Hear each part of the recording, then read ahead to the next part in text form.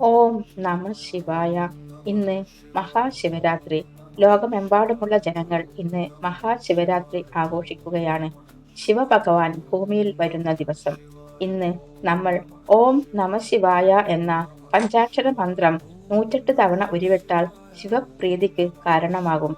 നമ്മുടെ സകല വിഷമങ്ങളും ശമിക്കും.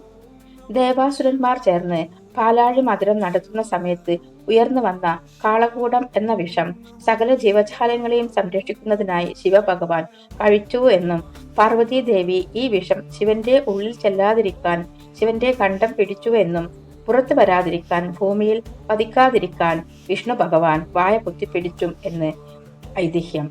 പിന്നീട് ശിവഭഗവാൻ നീലകണ്ഠൻ എന്ന നാമോദയത്തിൽ അറിയപ്പെട്ടു. ഇന്ന് ശിവരാത്രി ദിവസം നമ്മൾ ഓം നമ ശിവായ എന്ന മന്ത്രം ജപിക്കുകയാണെങ്കിൽ നമ്മൾ ശിവപ്രീതിക്ക് കാരണമാകും.